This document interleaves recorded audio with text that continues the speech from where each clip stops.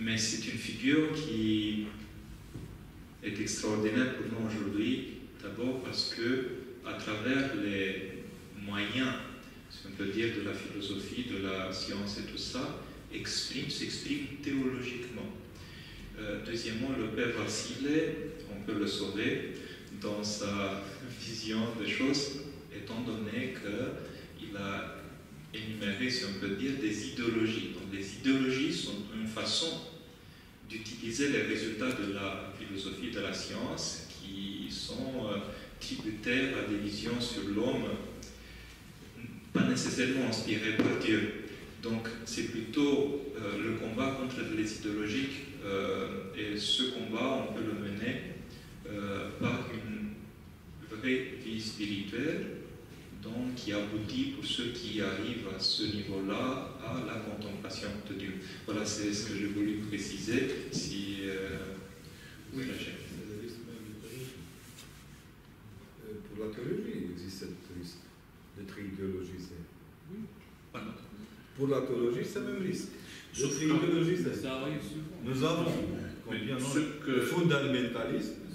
Ce que je voulais dire, c'est que Saint Grégoire Palamas insiste lui-même sur la nécessité de compétence.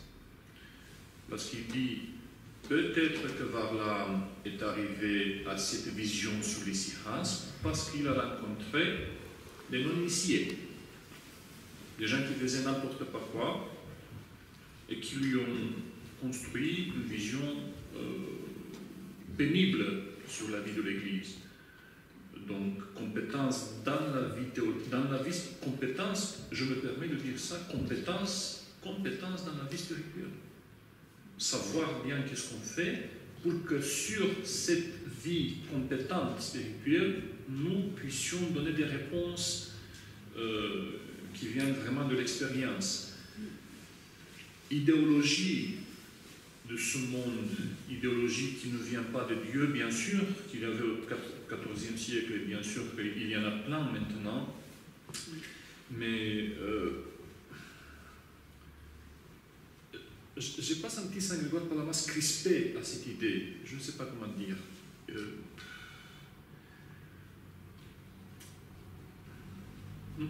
J'ai l'impression que maintenant nous plaignons trop, comment dire, à se plaindre. Oui. Parce qu'on n'est pas sûr, c'est mon impression, on n'est pas sûr, on est un peu paniqué comment répondre à toutes ces provocations que le monde, que la philosophie déifiée nous amène. On entre, je crois, dans une sorte de panique, mais parce qu'il nous faut des compétences. N'oubliez pas que nous parlons de la lumière incréée, mais Grégoire a vu la lumière incréée. Aussi. Ça, la différence. Regardez. Il y a une question d'un professeur de théologie à Saint-Serge qui m'a posé, je n'avais pas la réponse, donc je vous répète la question. Est-ce que le modèle de la rencontre entre la théologie et la science ou la philosophie de Saint Grégoire Palamas peut s'appliquer à l'heure actuelle, étant donné que la science a changé? Oui. Je vais rajouter dans la discussion. Le père Pavel Florensky, vous le connaissez, qui au début du siècle, il était un scientifique assez connu en Russie, et puis il a été martyrisé par les communistes. Et donc, je crois que c'est intéressant aussi, si on parle de cette relation entre la modernité ou la contemporanéité et la théologie, de penser à ça par rapport à ça aussi. Que lui, il a dit que c'est deux moyens de connaître Dieu, la science et la théologie, qui ne sont pas antagonistes, qu'on peut faire de tout. Et c'est deux façons différentes, avec des résultats différents, mais ce n'est pas nécessairement... Parce qu'on parle de connaissance, on ne parle pas de l'union. La réponse. Quand tu parles de l'union, Saint Grégoire Palamas, il dit que la science ne peut pas t'amener à l'union. Elle peut te donner des connaissances. Ça, c'est pas un problème. Connaissance, on peut avoir de la science de dehors, de la philosophie même de dehors. Il y a un passage, il parle que même les musulmans, ils ont des connaissances de Dieu qui sont très proches de notre, dit Saint Grégoire Palamas. Étonnant, disons. Donc, ça c'est pas un problème. Mais ce n'est pas la connaissance qui unit, qui produit l'union. C'est ici le problème, c'est ici le clé. Comment unir avec Dieu avec des connaissances théoriques sûres? Peut-être qu'elles peuvent, comment dire, être le start-up de ton union avec Dieu, mais ce n'est pas les connaissances qui constituent la relation. Les connaissances peuvent être que le début, peut-être. La science peut offrir une vision extraordinaire, sublime même, sur Dieu, mais Saint Grégoire Palamas dit, ce n'est pas elle qui t'amène à l'union, c'est la pratique des vertus, c'est la prière.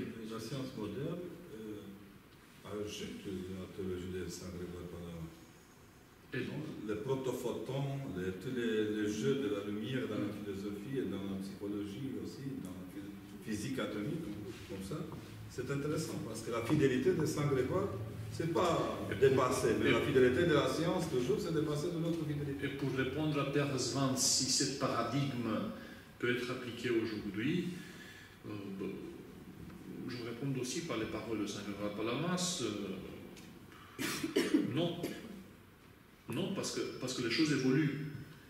Il y a un petit endroit dans les triades où il dit ça, je ne me rappelle pas maintenant, je vais reprendre un peu pour voir exactement, où il dit jamais la science ne sera la même. Et jamais nos réponses ne seront pas les mêmes. Il dit ça dans une de ces triades, mais je ne me rappelle plus maintenant, je sais que je me rappelle bien que j'ai traduit, mais je ne sais plus où. Donc, si les paradigmes changent, bien sûr que les réponses et l'attitude changent. Ça change. Mais le fondement spirituel reste le même. Si tu avances dans le même paradigme patristique, bien sûr que tu peux trouver des autres paradigmes pour répondre. En faisant l'union entre l'observation de Père Constantin et de Père Roger, voilà, est-ce qu'on arrive à une science aujourd'hui qui est plus ouverte, disons, au fait, au transcendant, si on peut dire? Parce que sans entrer dans des détails, mais dans la physique quantique, on entrevoit en quelque sorte l'immatériel, le métaphysique, le au-delà de la physique. Par exemple, il y a un physicien contemporain ici en France, Bernard d'Espagna, qui dit la chose suivante, que le réel qu'on touche est soutenu par un réel qu'on ne peut pas toucher, qu'on ne seront jamais capables de toucher. Donc, il postule l'existence d'un réel qui n'est pas physique, parce que de toute façon, ce qu'on peut toucher, c'est physique, mais ce qu'on n'aurons jamais la possibilité de toucher, on ne sait pas si c'est physique ou pas, parce que ça ne correspond pas à nos sens. Mais c'est très intéressant pour le monde américain ou anglais. Les grandes conversions d'athéisme à christianisme ne sont pas faites par les grands traités de Saint-Père de l'Église, mais par la science. Par exemple, je porte avec moi la traduction romaine d'Anthony Flew. Non qui a été coupé, existe Dieu. C'est le plus grand philosophe athée des États-Unis, de tout le monde anglophone. Mais lui a été converti par une recherche de génétique et parce qu'il a compris qu'est-ce que signifie les combinations, c'est le nom, c'est les combinations d'ADN au niveau de la centralité de mentalité des hommes modernes. Et de cette direction, il développait une autre pseudo-théologie, mais c'est un théisme continu. Pour ça, c'est intéressant. Pour le monde moderne, les paroles de Grégoire Palamas marchent bien, sont métaphoriques, non? Mais les athées n'acceptent pas la métaphore, parce que c'est folie de la métaphore, au-delà de la métaphore. Mais ça, c'est intéressant. Pour le roman, c'est intéressant la grande tradition de la mémoire de la matière. Il a été dans un dialogue avec la science. Nous, ce qu'on cherche à l'heure actuelle, c'est de voir, à mon avis, comment on peut s'inspirer de sa vie, de sa théologie, de tout ce qu'il a vécu, justement pour donner à notre tour les réponses par rapport à ce qui se passe aujourd'hui. Donc, la réponse que tu donnes, en réalité, nous conforte, c'est-à-dire, dans les principes, c'est la même chose, c'est-à-dire, il dit que par la théologie, on arrive à la connaissance de Dieu qui est équivalente à l'union de Dieu, Et donc, la science d'aujourd'hui, c'est ici qu'on pose la question, est-ce que la science d'aujourd'hui peut nous amener plus profondément qu'avant à l'union avec Dieu? Mais la réponse, je pense qu'elle reste, bon, on peut entrevoir en quelque sorte ce qui est au-delà même du physique. Donc on peut imaginer, Bernard d'Espagna justement, il dit que la réalité se comporte d'une façon extrêmement étrange. C'est-à-dire, il y a une particule ici, une particule à l'autre bout de l'univers, et la particule là-bas est informée de ce qu'on fait sur cette particule-là. Il dit, à un certain moment, on commence à reparler de l'être. C'est-à-dire, c'est comme toute la réalité profonde qu'on ne touche pas, se comporte comme un, si on peut dire, qui se manifeste partout. Bon, c'est des hypothèses, ça nous interpelle. Il y a des scientifiques qui sont touchés au plus profond. C'est très important pour un chrétien de regarder dans la lumière taborique la recherche scientifique. Pour ça, je dis que c'est très important de vu la lumière, pas de parler de la lumière taborique. Le tabor qui est non incréé, qui reste dans la lumière, il porte les lunettes de Dieu qui regarde le monde. Oh, vous avez encore une fois découvert quelque chose que j'ai créé. Je comprends pas. Trebuie să privească lumina taborică toată asta, că Dumnezeu să poată mai găsi ceva din ce a creat eu. Bravo, bun. C'est pas un conflit entre Dieu et les scientifiques. Ah non, non, pas du tout. On observe tout simplement ce qui se passe dans le monde. Oui, mais restons quand même clairs avec cette affirmation de Saint Grégoire Palamas qui dit que c'est égal avec 0 si tu avances dans la connaissance de Dieu par la science et tu ne commences pas à t'unir avec Dieu dans une vie qui est la pratique des vertus. Donc le il chemin par excellence pour arriver à Dieu, c'est la pratique des vertus. Quand même, il dit ça. Il dit c'est très bien pour quelqu'un qui est scientifique et qui fait ça, mais pour quelqu'un qui est scientifique et qui a la prétention de connaître Dieu, mais qui se donne à toutes les conneries possibles et impossibles, c'est un peu un impasse. C'est illogique. C'est illogique. Et ça peut être très trompeux.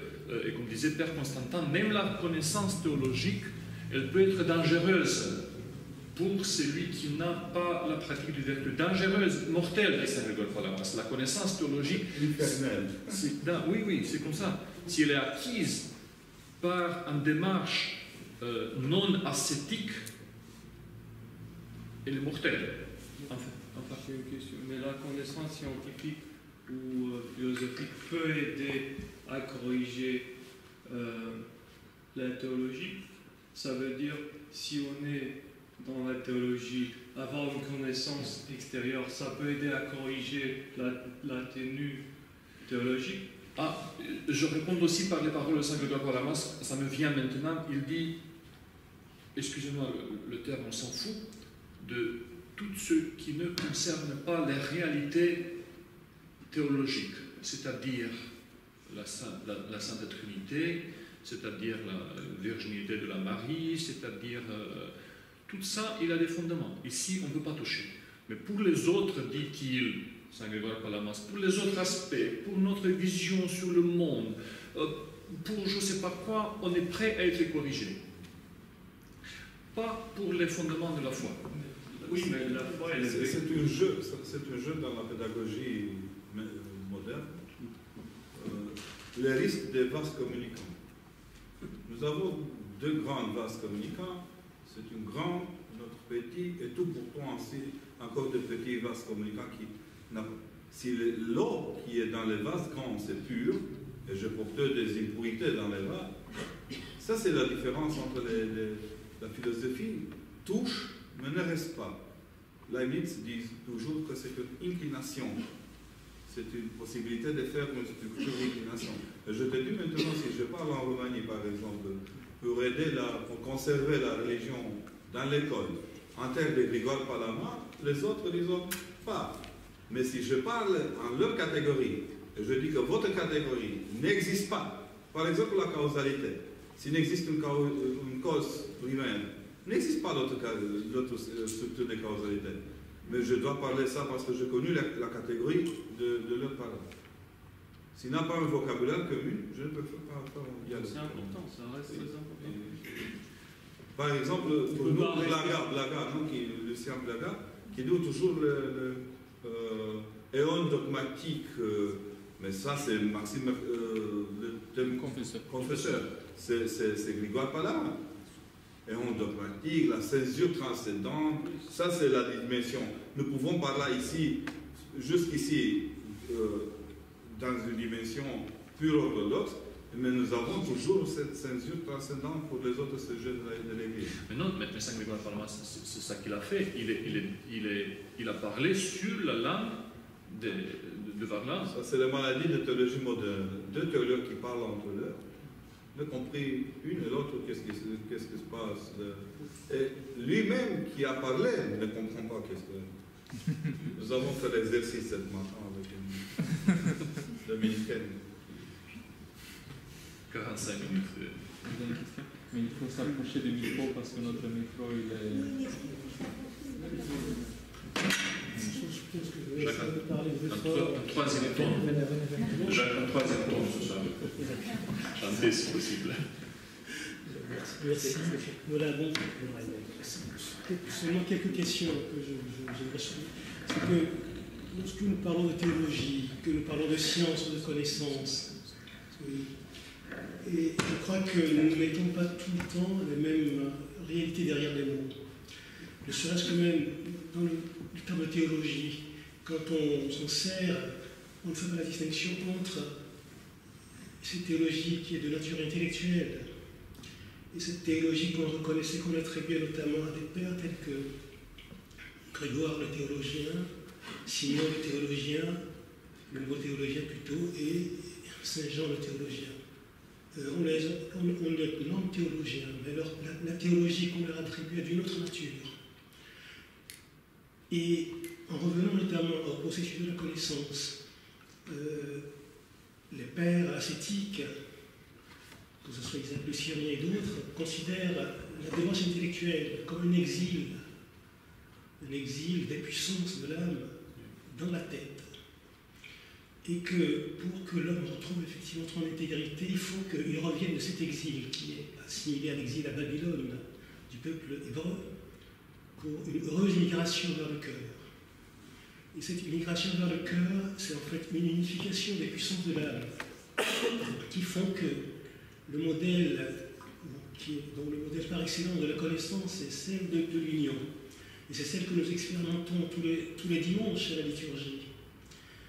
À savoir que l'union véritable ou la connaissance véritable n'est pas du tout une connaissance qui concerne une seule partie de notre être. Le corps, les sens, tous les pôles sensitifs de notre être participent de cette connaissance. Oui. C'est-à-dire que la lumière que vous percevez va avoir une saveur. Elle va avoir une couleur, elle va avoir une saveur, elle va avoir un goût. Ça veut dire que nos sens matériels, ou plutôt corporels, procèdent par diffraction. Nos yeux voient les couleurs, nos corps touchent la matière, notre orage goûte. Dans le sens que tu as commencé, j'ai un petit fragment de Saint Grégoire Palamas. Est-ce que tu me permets d'intervenir? Après, je te laisse la parole continuer. Voilà, qu'est-ce qu'il dit? Le but que nous avons devant nous, ce sont les promesses divines des biens à venir. L'adoption, la déification, la révélation, la possession et la jouissance des trésors célestes. Quant à la connaissance qui provient de l'éducation profonde, nous savons qu'elle partage le sort du siècle présent. Donc, de parler, c'est l'exil, c'est un exil vraiment de... Donc, ce que je voulais dire, c'est qu'effectivement, quand nous recevons la communion, effectivement, nous ne ressentons que la saveur. Mais si nous avions la capacité de sentir le parfum qui émane de ce corps du Christ que nous recevons, et la lumière qui rajoute de ce corps du Christ... Il y a toujours les deux niveaux. Voilà. On ne peut pas les confondre. Et le Père, il a raison aussi, quand même, pour avoir un dialogue avec ceux qui sont sur le premier niveau, on doit parler leur langue. N'oubliez pas de la contribution de Père Staniloae à la connaissance de Dieu, apophatique, cataphatique, et pour ajouter les concrètes à la vie. Oui, dans les circonstances concrètes de la vie. Oui. Ça, la dynamique de la théologie. Sinon, nous restons mystiques ou ascétiques, mais pas vivants. Donc, pour expliquer de nouveau, donc, Père Domenico Staniloae, le théologien romain, qui a donné d'ailleurs son nom à notre centre d'études, de recherche, dit la chose suivante: dans sa dogmatique, dans sa théologie dogmatique, il parle de la théologie apophatique, de la théologie cataphatique, mais il introduit une autre catégorie. Il parle de cette théologie vécue dans les circonstances quotidiennes, c'est-à-dire dans le vécu quotidien. C'est un homme qui a fait la prison pour Jésus. Non? Nous avons des mystiques en exil dans les prisons communistes. C'est Steinhardt qui a dit toujours « Merci à tous qui m'ont poussé dans les... parce que j'ai connu Dieu. Je suis baptisé. » Je trouvais un autre dans le sens que tu disais. Ne vois-tu que les hommes unis à Dieu et déifiés, qui fixent divinement leur regard sur lui, ne voient pas comme nous? Miraculeusement, ils voient avec leur sang ce qui dépasse le sang, et avec leur intelligence ce qui dépasse l'intelligence, car la puissance de l'esprit pénètre leurs facultés humaines et leur permet de voir ce qui nous dépasse. Comme tu disais, le parfum, le goût, la beauté de l'incréé, comme disait le Père Constantin aussi.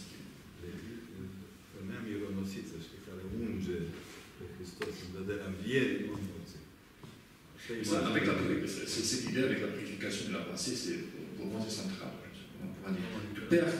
On dit en roman, c'est perdu mintile, c'est perdu capo.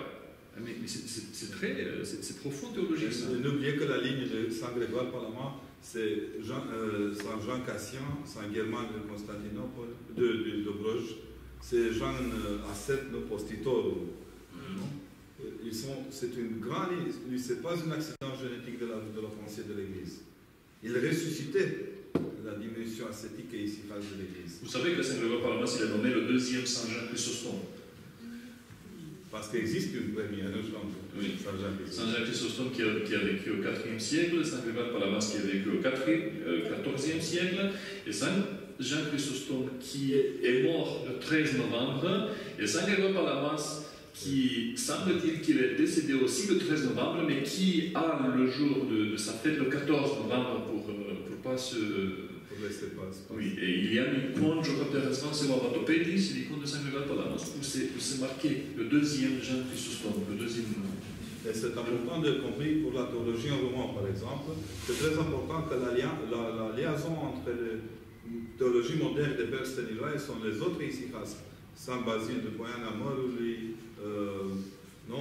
Paisie Velichikoski qui travaille dans les monastères roumains, mais c'est Kalinic, c'est un évêque roumain, c'est Gheorghe de la Cernica. Nous avons de très grands ici-phas qui sont nés dans cette conscience de toucher le monde pour ne rester pas dans le monde. Pour ne parler le monde devant de Jésus, devant de Tabor. Pour ne parler plus de Saint-Simon, de Persophonie et de Chantal. Oui, j'ai lu il n'y a pas très longtemps que notre corps est composé d'ondes lumineuses et donc non visibles, mais une partie non visible et on les mesure en octillons. Je suis nul. Moi je l'ai été jusqu'à présent, donc je me suis dit par rapport à la lumière et les éclairs, ça a peut-être une signification. Le spécialiste. Non, ce n'est pas le spécialiste, mais Chantal, d'abord il faut citer la source pour être sûr que ce n'est pas des articles de popularisation qui prêtent un peu en vitesse. Deuxièmement, il a foi. Troisièmement, la lumière qu'on crée n'est pas la lumière créée. Donc même si on constate, parce qu'on a salué dans notre théologie, je ne donne pas des noms, mais en Roumanie, dans notre théologie, le fait que, par exemple, on peut parler de la transformation de la matière en énergie et vice-versa, en disant qu'on a touché un autre niveau spirituel, c'est-à-dire un niveau spirituel de la matérialité, tout ça. C'est pas maintenant, je dois reconnaître que je ne suis pas du tout un spécialiste sur le dialogue entre science et théologie. Vous avez ici Pierre Resman qui est... Mais je me trouve aussi des motivations pour ne pas être, quand je pense, comment rester sur une page, quand je traduis Saint Grégoire Palamas, rester sur une page, parfois un jour. Constantin me demande pourquoi est-ce que tu ne publies pas sur la. Je suis professeur à IH. Pourquoi est-ce que tu ne publies pas des choses sur la catéchétique homilétique? Erasme m'a demandé aussi. Parfois, je perdais un jour sur une page. Un jour sur une page, pour être sûr que je ne veux pas donner des conneries, que je ne veux pas traduire des conneries de ce que je traduis. Parce que c'est un langage assez chirurgical et assez parfait au niveau de la langue, tout d'abord, au niveau de la théologie, au niveau de la logique, au niveau de l'analyse, que, bon, je dis, c'est compétent même pour une science moderne. Mais il va contradire la moniale parce qu'il doit prier en toute vitesse Saint Grégoire Palamas pour être aidé par sa présence, justement pour sauver le texte. Donc je sens que j'ai perdu un peu, comment dire, un peu le rythme même de ma présence en tant que professeur, parce que je me suis dédié à ça. En même temps, je me rends compte que peut-être j'ai perdu d'un côté, mais j'ai gagné d'autre côté parce que je crois que nous avons besoin de ce repos sur la lecture du Père. Quand je ne peux pas lire maintenant Saint Grégoire Palamas en roman. Je ne peux pas le lire, je vous avoue. Je ne peux pas le lire, je ne peux pas. Ou français, ou anglais, ou italien, ou bien sûr le grec. Parce que tu plonges dans la langue, tu plonges dans sa manière de dire les choses, et tu te reposes dans ça. Tu réponds, et effectivement tu trouves le repos dans ces paroles. Ne comprenez pas pourquoi est arrivé le matin. Ne comprenez pas pourquoi est arrivé le matin. Quand tu travailles sur la Bible, le texte, c'est fini. Ah oui. Je marche, je dis, je parle avec Père que nous sommes dans la liturgie, mais c'est interdit de penser en liturgie. C'est incroyable. Pour moi, ça, c'est devenu, et ça c'est pour vous inciter de lire Saint Grégoire, pour moi, c'est devenu obsessif. Moi, je ne peux pas maintenant, si je ne traduis pas Saint Grégoire Palamas, et malheureusement, je ne traduirai pas le prochain quelques mois, parce que je suis obligé de prendre Saint-Jean Chrysostome pour les prochaines traductions, mais c'était devenu obsessif dans le bon sens du mot, parce que ça me nourrit, comment dire. Oui, Ça me nourrit, vraiment. Pour moi, c'était un food story. Bon, je pense qu'on va... No junk food. On va s'arrêter s'il n'y a pas d'autres questions. En fait, le but de ce soir, c'était pour